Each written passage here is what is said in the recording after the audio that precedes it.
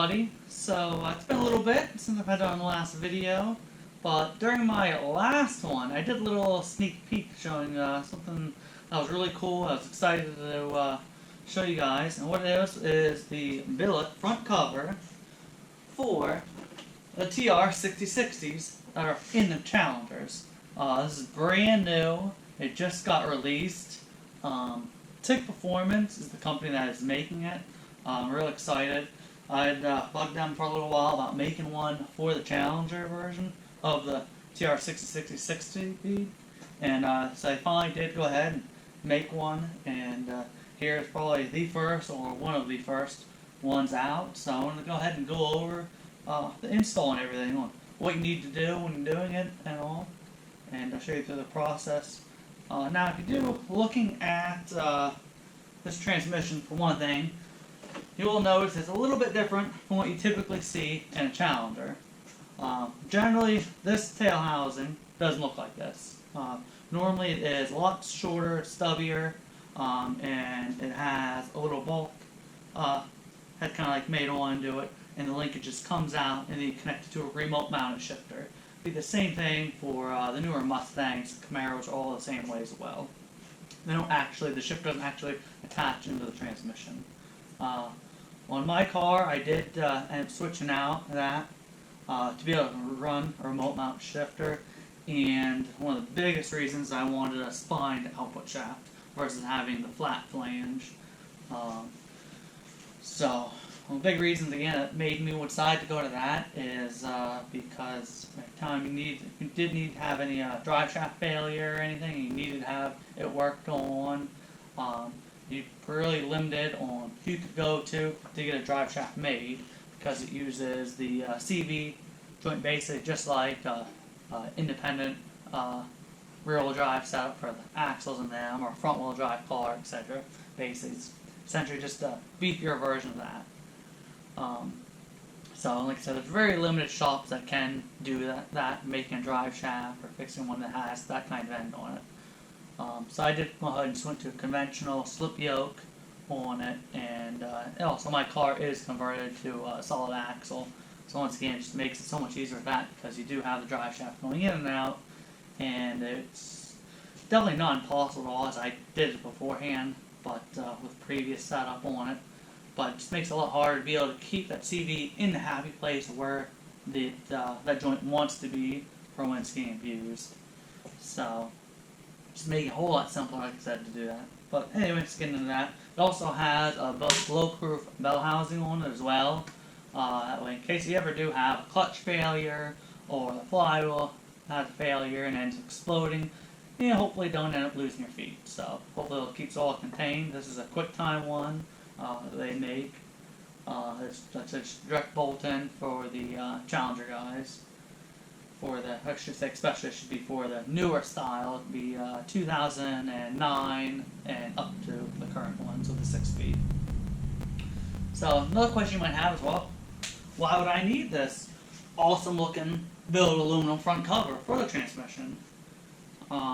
So some of the big reasons are why it would be something that would be upgraded, or you need to upgrade it, I should say, would be, it does, especially, I should learn to phrase that, especially for the guys with the bigger horsepower. You are the guys that are going to be more beneficial to be able to have something like this. If you're running more like stock power, probably even, I'd very comfortably say 800 horsepower and below, there's probably really no point other than just a piece of mind just to have it, But it's really not needed, I would say, at that point. Start making the big power, the Challenger guys especially, we know our cars are heavy, and it doesn't take a whole lot to make a lot of power out of them. It really is pretty easy. The Challenger, or the Gen 3 Hemi, really is a great platform. You can make a lot of power rather easily with them. So especially start coming into the Hellcat guys. Once again, transmission is the same, really. Internally there's some differences, but it's really basically the same thing. And it's really easy to make 1,000 wheel horsepower with a Hellcat if you have one. So one of the big things is, well, as you can see, has this nice little tube here it comes off of it. What is it, you might ask? Well, it's the oil squirter. So you can set up pump, oil pump setup. Generally you'll have it feed from the drain, which will be in the back of the transmission generally at the lowest point. So you can use it, you can plumb it up into there, run it through to the pump, and run it up here, have this nice and fitting goes on, and has, you see, holes in different locations here. And what it does, that squirts oil onto the main clusters and the bearings. That generally, under hard acceleration, they get starved for oil. All the oil goes to the back of the trans, goes front, gets starved for oil. That's one of your big issues why you're having issues and failures. So this helps to negate that. So you don't have those issues. It doesn't get starved for oil anymore. It's getting a constant feed of fresh oil in. Another thing too, is this cover is a lot more stronger. There's a lot more rigidity to it. What TIC ended up finding out, who is the manufacturer of this cover, is that the covers actually tend to bow a little bit under some stress. So, and when you do that, you change your clearances, and you're going to have issues if you change your clearances. So they also found out that it ends up supporting all the gears and the clusters and the bearings. Everything keeps everything in alignment. Therefore, you have less breakdown. So, another very nice improvement. And then something they did do that was just very nice. They did ease installation. Generally, this cover, which would go this direction, even from factory, it just gets siliconed on. So they machine a nice little groove and put a nice little O-ring gasket in there, which is a really nice little piece they did. So makes it a lot easy, simple, not messy now, and you have to go ahead and change it out. So, well, let's go ahead and start getting go through with the process of installing it. So one of the first things we're going to do, we're going to have to pop off the bell housing. So let's go ahead and start off with that. In this case, it is a 15 millimeter, and I only have a couple bolts in it right now. So go ahead and buzz them off real quick.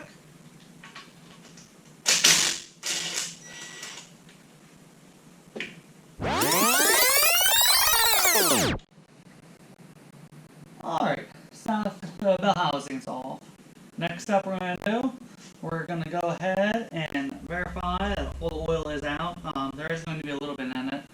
It's been drained, but I know it has some, so we'll go ahead and do that real quick. And then we're going to go ahead and come around to the front section here. I'm going to go over here with me.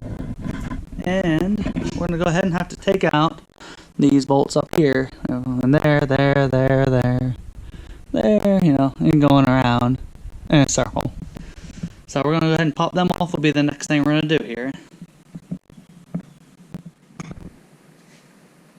Alright, so like I said, let's go ahead and take these bolts out.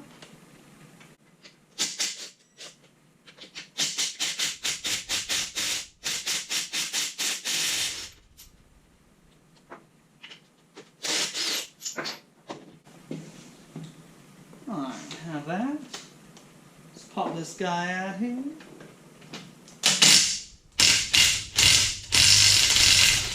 And there was a detent underneath of it. I thought there was, but spring out. Yeah. Plug. We have a spring. And then let's come around here. So I grab a pick. Let's see if we can pick that guy out of there.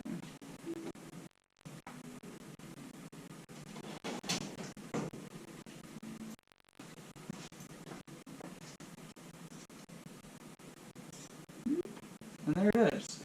There's a little roller for the detent. Just like that. Makes sense. Pulls across. So let's actually put this over here for safety.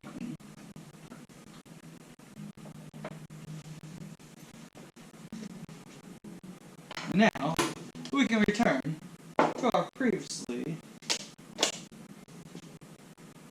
thought out program. Bam.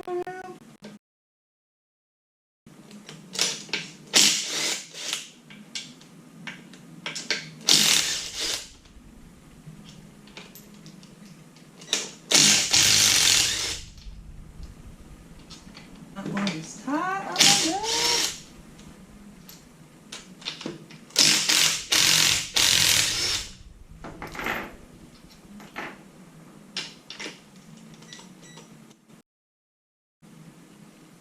So yeah, here I just have this right beside me. Get these toy, but not too fast. Whew, man, almost bit me.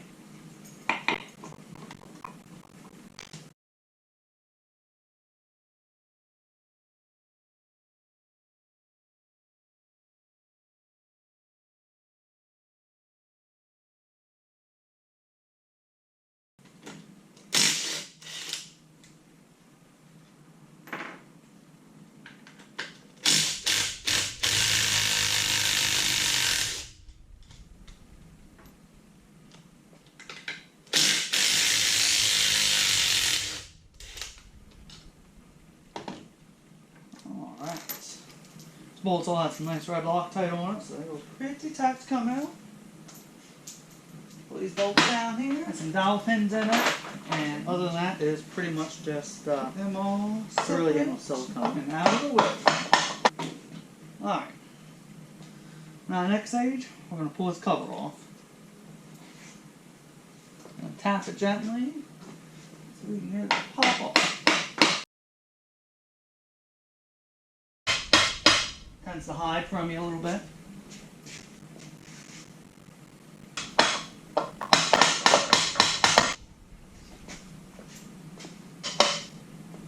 Verify we did pull the bolts out, and yes, we did.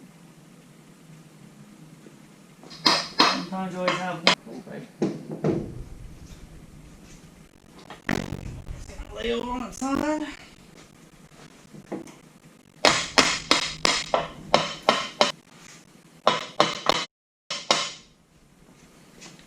We're going. It's getting a little gap there now.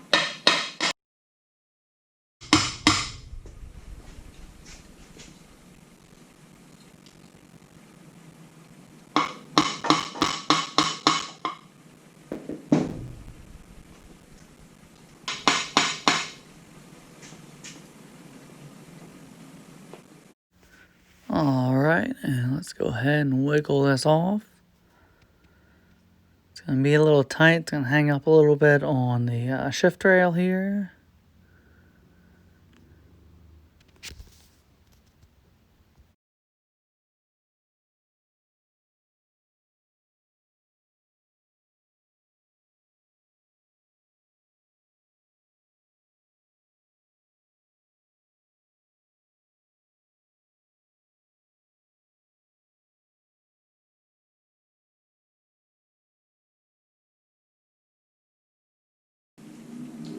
Alright.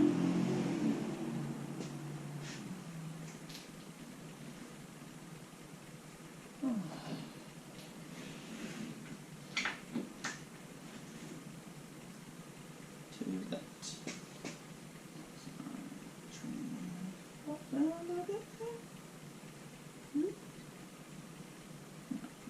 Carefully take the cover off. Not really like we're reusing the bearing, or we're definitely using the bearing. Not that we are reusing the seal in it, but still, regardless. So, okay, it's not gonna go anywhere. Alright, so now, let's go over what we have in here. So here we can check her out.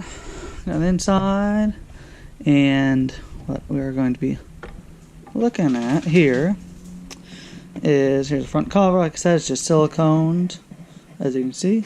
And we have the bearings, or the races, sorry, for the bearings. And we have the input shaft, which has the one gear made onto it. And then we have the counter shaft here as well, with another bearing on it.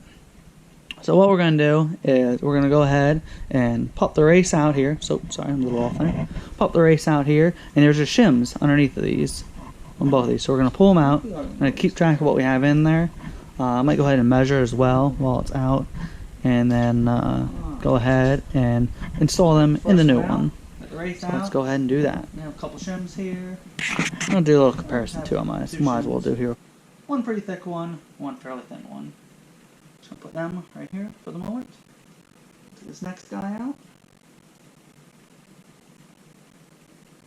He's sliding right out as well. Nice and easy. It's like this guy for the counter shaft just has one nice thick one. That's it. put this guy down.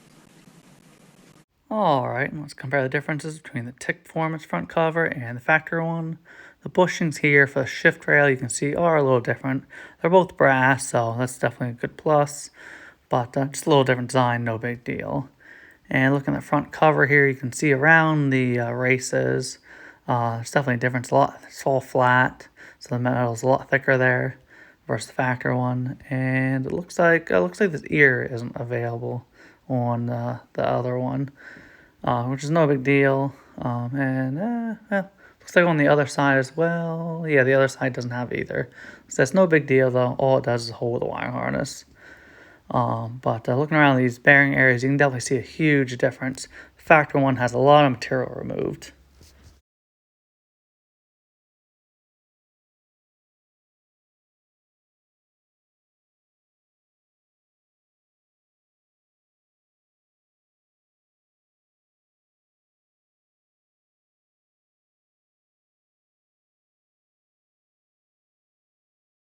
Let's go ahead and slide these bad boys in there. See what we have.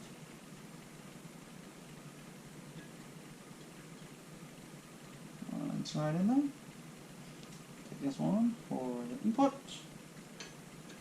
Slide him right in there as well. It's already lubed up, so don't have to worry about that. Get it nice and straight, and it is in. Alright, so one thing too we're going to do, we're going to have to remove the tail housing, because you can check the end plate.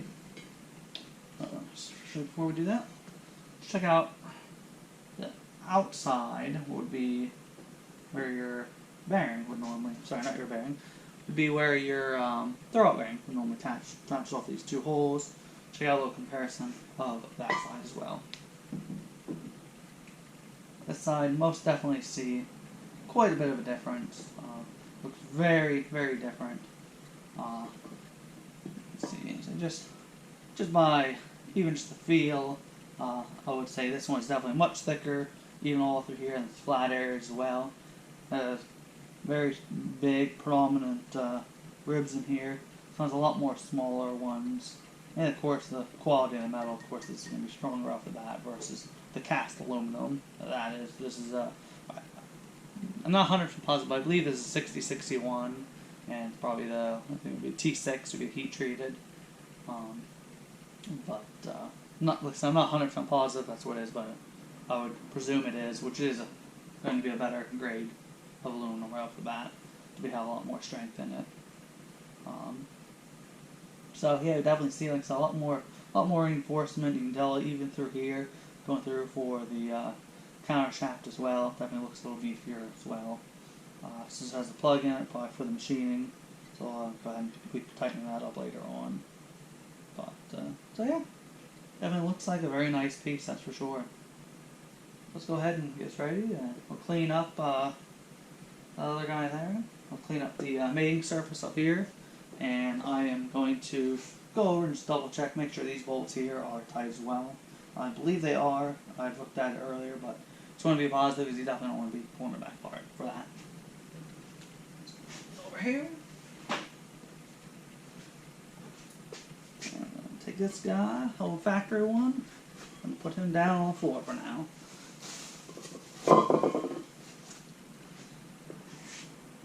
Alright, and let's clean this up. Alright, so here we go. So we went ahead and cleaned up the mating surface. It's all clean and free of a lot of the green everything that had like just basically like a non-hardening RTV on it basically. So I went ahead and cleaned that up so that way the gas will have a nice mating surface. And I did go ahead and pull these bolts out, and I put a little bit of pink Loctite on them. For bolts that are someplace that you can't really be able to get to and be able to check over time, I really don't like to just tighten them and drive with nothing on them and just hope for the best really. It's not really something you can go through and check or anything later on down the line unless you want to pull the trans apart. So I did, like I said, I put a little pink Loctite on them. It's aluminum, so I didn't want to put anything crazy on it. So that's all good to go. And I went ahead and removed the counter shaft only had one spacer on it, so I went ahead and removed it. it's over here, as well as one of the spacers out from the input. That'll basically just be paused and be sure. That way when I put the cover on and tighten it down, it doesn't happen to be over tightening it and having potential issue and then damaging something. So I want to make sure that I just, out of peace of mind, just be absolutely positive that I know that I have some wiggle room there. I can go ahead and measure the end plate, see what it is. I can measure the shims here and verify that they are the right ones that I need. Or if I need to get something else, I can get something else. But so that'll be a good thing. So because I just don't want to end up potentially tightening it up and end up breaking something and having an issue. So now that it's done, so the bolts are tight, spacers are out. We got this loop. We got the shaft here already lubed up and the seal lubed up. A little bit of lube on it. That way we're not tearing the seal and damaging it. So we can go ahead and put it together for the first time and see how it goes.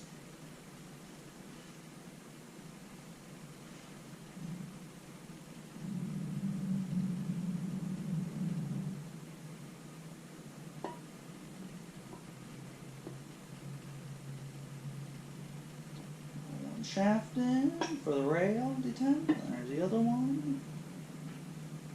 That, I'll have the dowel pins. And bam, it's together. Got a little play, you can already see, a little bit. When I say it has a little bit of play, honestly, even the little wiggle room, a lot of times you do have that. That's nothing to worry about at all anyway. Alright, so we got that into place. Let's go ahead and snug up the bolts. I'm only going to put basically every other one in for right now. It'll tighten it up plenty enough to be able to check clearances and everything. But it just lets I have to keep pulling in and out basically. So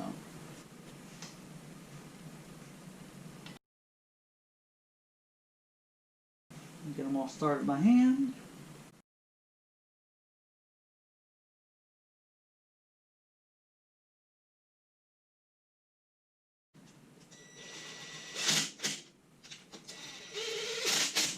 And I'm going to go ahead and just use impact.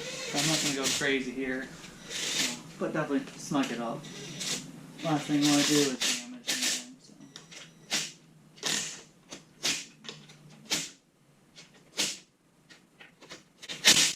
Just giving a little tap there just to make sure that it's drawn up snugly. Stuff like this, a lot of times I do like using battery powered stuff, a lot of times just because it isn't nearly as strong. So, alright, first impression, very smooth, no noticeable play really, a little side to side movement, nothing much.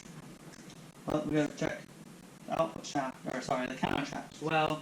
To be able to do that, so I got to actually measure it here, I'm just going right off by hand.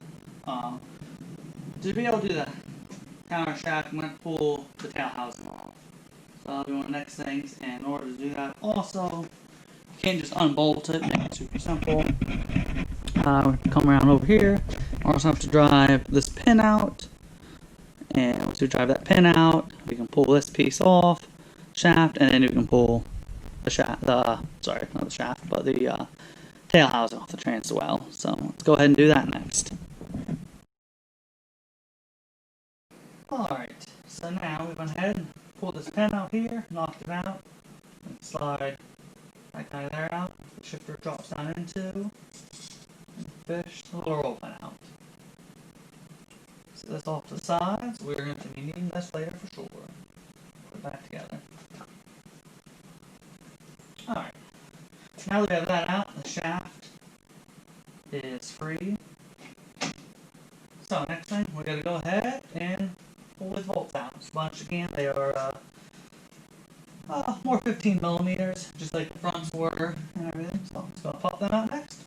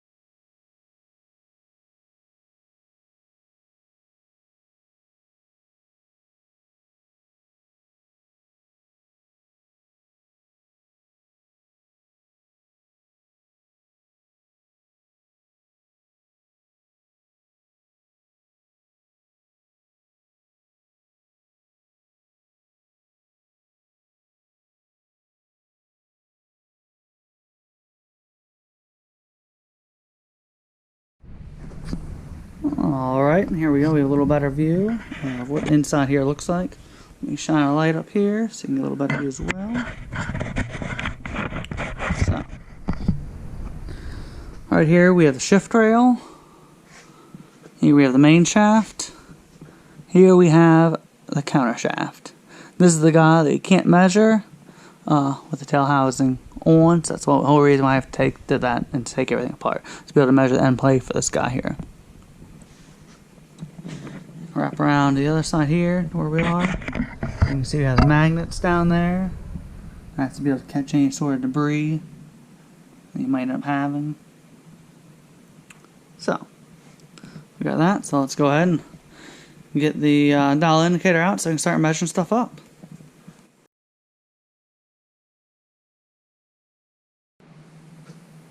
Alright, now that I went ahead and put a plate onto the back of the housing using a magnetic base, the dial indicator, I can go ahead and push the shaft back and forth. Counter shaft that is. We know how much exactly how much play it is that we have here beforehand. So let's come right on up in here. Let's take a look. I'll try to do this one-handed, so I don't know exactly how well it's going to work, but let's try. So I have it zeroed out. And let's see. Pull it out. See, it definitely has a good bit of play right now. So it has right about 38 thousandths of play. It's back and forth. So how much does it? 0. Alright, so here we go. About 38. Got it all set up. It's a little hard to see because of the angle, but you get it. The output shaft I did have to loosen up a little bit. Factory shim from the shim from the factory front cover would have been way too much. So do have to go ahead and have that set up, so we're all good to go now. Got the end plate set up, so basically took it all the end plate out of it. So it does have a little bit of preload on, not very much. It's very minor. So that's all good to go now. Main shaft as well is good to go now. Spins nice and freely. So we're all set to go. Okay, measure. Spins nice and free. But yeah, so that's really about it. Got that set up, so now we can go ahead and clean it all up and go ahead and put that back together. I can go ahead and front's all set up now, like I said, so all I have to do is run the last couple bolts in it. I have basically every bolt in every other one, plug and all that, put the detent back in. But so let's go ahead and start putting it back, clean this up, I guess, really, and we'll start getting ready to put it back together.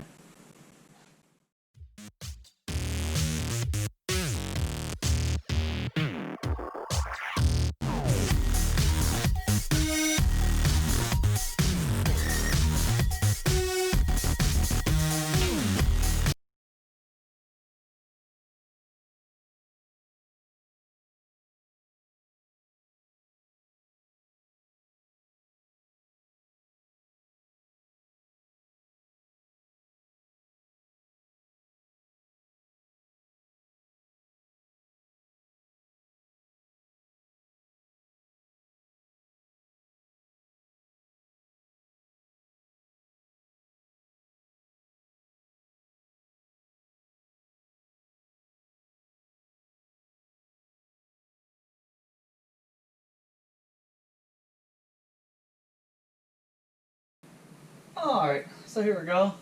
We got the tail housing back on now. We got the shifting part hooked up into the link now. Or onto the rail, I should say now. So that part's good. We caught it. I did, first when I installed the tail housing, I started some bolts and I moved it, and then next thing you know, you saw me tapping it back off a little bit. That was because I got one of the rags caught in between a little bit, so I went ahead and tapped it back off a little bit, went ahead and pulled the rag out and tapped it back on a little bit. Got the all the bolts are tight, so we're all good to go here. So the next thing we're going to do, we're going to come back around to the front here, and I'm going to pull out the bolts I did have in, and I'm going to Loctite them and then run them back in. And after that, we're going to need to pull out this plug and put the detent back in.